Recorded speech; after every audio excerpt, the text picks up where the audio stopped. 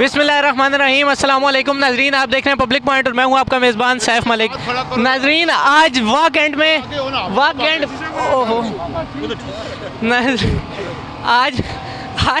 में महंगाई के खिलाफ महंगाई मुकाम मार्च का रिकॉर्ड करवाया गया। मलिक तैमूर मसूद साहब सूबाई वज़ीर बराए खेलो सकाफ़त की जानिब से।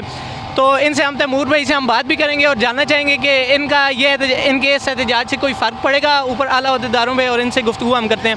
तैमूर भाई, फ़र्स्ट ऑफ़ ऑल तो हमें ये बताइएगा कि महंगाई काफ़ी देर से है लेकिन इस पे एक्शन काफ़ी ताख़ीर से हुआ है, इसकी क्या वजह है? देखिए जी, महंगाई की जो चक्की में आवाम इस 8 महीने के अंदर पिस रही है जब से ये रजीम चेंज ऑपरेशन हुआ है, और ये जो आपने तजर्बाकार हुक्मरान जो बाहर से मंगवा के इस मुल्क के ऊपर मुसल्लत कराए रात के अंधेरे के अंदर, इन्होंने जिस तरीके से इस मुल्क का हाल कर दिया। आज आप देख लें, आज ना बिजली है ना गैस है, और बिजली और गैस के रेट अगर आप महीने के बाद देखें तो जो इजाफा जिस तरीके से IMF की शराइत के ऊपर कर रहे हैं, गरीब को तो इन्होंने मार के रख दिया। और अब जो गुज़श्ता एक हफ़्ते से महंगाई की जो एक लहर शुरू हुई है और ये लहर आगे बढ़ेगी। आप देख लें, आटे की कीमतों में जिस तरीके से इजाफा किया, घंटों के अंदर आटे की कीमत 4000 रुपया मन पे जब गंदम चली गई हो और आटा आपको मिल ना रहा हो, मार्केटों के अंदर आवाम में लाइनें लगा के खड़ी हैं, माएँ बहनें यूटिलिटी स्टोरों के बाहर खड़े हैं,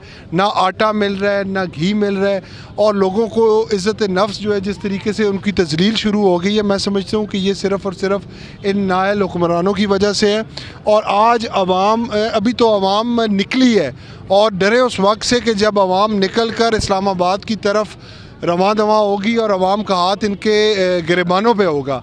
अब लोग जो हैं ये ज़्यादा देर उनको बेवकूफ़ ही नहीं बना सकेंगे, और अब मज़ीद आवाम जो है वो महंगाई का ये बोझ बर्दाश्त नहीं करेगी। तैमूर भाई, थोड़ा सा ये बताइएगा कि मियाँ साहब की जब हुकूमत स्टार्ट हुई थी, मियाँ साहब ने तो ये कहा था कि अगर मुझे अपने कपड़े बेच कर भी इनका आटा पूरा करना पड़ा तो मैं करूँगा, लेकिन उन्होंने तो आवाम के ही कपड़े उतरवा लिए हैं। देखें जी, ये तो इनको अल्लाह ताला ने तौफीक ही नहीं दी कि ये इस चीज़ के ऊपर सोचें। आज भी देखें, इन अपने समधी को बाहर से बुलाकर उसके केसेस ख़त्म कराए जा रहे हैं। उसकी जो जगह जो थी, जो 60 करोड़ के असासे जो हुकूमत ने ज़ब्त किए थे, वो बहाल कर दिए गए हैं।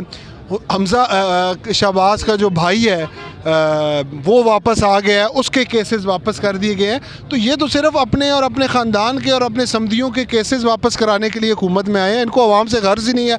आवाम महंगाई की चक्की में पिसती जा रही है, IMF से कर्ज़ों पे कर्ज़े लिए जा रहे हैं, और ये अभी जो महंगाई का बोझ अभी पड़ेगा आवाम पे। अभी आप देखिएगा हफ्ता 10 दिनों के अंदर अंदर जिस तरीके से ये दोबारा एक महंगाई का ज़लज़ला आवाम के ऊपर गिराने जा रहे हैं, ये आवाम के अब सब्र का इम्तिहान जो है वो बहुत ऊपर हो चुका है। तो तैमूर भाई, अगर इसी तरह महंगाई जिस तरह पिछले चंद माह से बढ़ रही है, अगर इसी तरह बढ़ती रही तो हमारा मुस्तकबिल में पाकिस्तान का क्या हाल होगा? मैं समझता हूँ कि कौमों की तारीख़ में ये दिन देखने पड़ते हैं, और ये एक लिहाज से अच्छा भी है कि आवाम को अब इस चीज़ का एहसास हो गया है।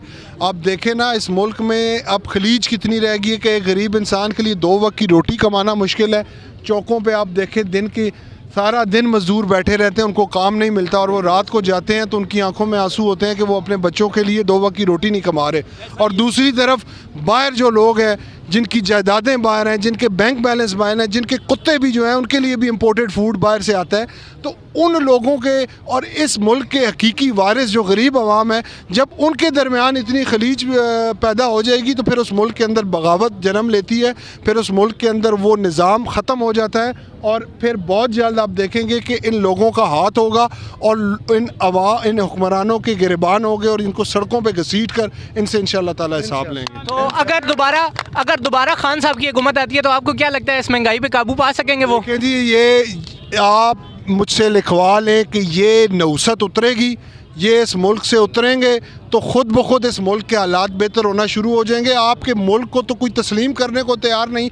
जिस मुल्क के अंदर ये करप्ट हुक्मरान आकर बैठ गए हों, एक ने सिंध के अंदर लूट मार कर वो जो जिस तरीके से उसको इतना एहसास नहीं है, उसकी वालदा इस मुल्क की इतनी बड़ी लीडर थी, मुस्लिम उम्मा की लीडर थी, और वो एक ऐसी औलाद उनके लिए मैं समझता हूँ कि बाइसे शर्म है, और हमारे लिए बाइसे शर्म है कि उसने सिंध को डुबो के रख दिया, और वो अब इस मुल्क का वज़ीर ख़ारजा बन गया है कि जिसकी वजह से आज हमारे अपने बरादर ममालिक के साथ तल्लुकात ख़राब हो चुके हैं। तो एक तो उसकी मैं मजम्मत करता हूँ, और दूसरा जो ये पंजाब के डाकू हैं जिन्होंने जाकर इंग्लैंड के अंदर अपार्टमेंट बनाए हैं, वो मरियम बाहर चली गई है, आप सुना है उसका बेटा भी जो सफदर है वो मरियम क्या नाम जुनैद, वो भी अपनी माँ के साथ आ रहा है और वो भी अब इस मुल्क के ऊपर हुक्मरानी का ख्वाब देख रहे हैं। यानी इन्होंने अपनी औलादों को तैयार कर लिया है कि हम लोग ग़ुलाम रहने के लिए, हमारे इस मुल्क के 22 करोड़ ग़ुलाम हैं। पहले अंग्रेज़ों की 100 साल इन्होंने ग़ुलामी की, अब इन शरीफ ख़ानदानों की और भुट्टो ख़ानदानों की ग़ुलामी करने के लिए हम आ गए। अब ये जो अवाम है जाग चुकी है, ये इमरान खान का शऊर ले चुकी है। इंशाअल्लाह ताला इस मुल्क के 22 करोड़ अवाम इमरान खान के साथ खड़े हैं और अपने बच्चों के मुस्तकबिल के लिए और इस मुल्क के मुस्तकबिल के लिए इंशाअल्लाह ताला इन करप्ट हुक्मरानों को उठाएंगे। तो नाजरीन, आज हम मौजूद थे वाक एंड में, जहाँ पे महंगाई के ख़िलाफ़ एहतजाज किया गया और आपने ये सारी बातें सुनी। तो उम्मीद है आपको हमारी आज की वीडियो ज़रूर पसंद आई होगी। इस वीडियो को ज़रूर लाइक करें और इस वीडियो को ज़्यादा से ज़्यादा शेयर करें। हमारे चैनल को ज़रूर सब्सक्राइब करें और देखते रहें पब्लिक पॉइंट। इंशाल्लाह मिलते हैं नेक्स्ट वीडियो में, तब तक के लिए अल्लाह हाफ़िज़।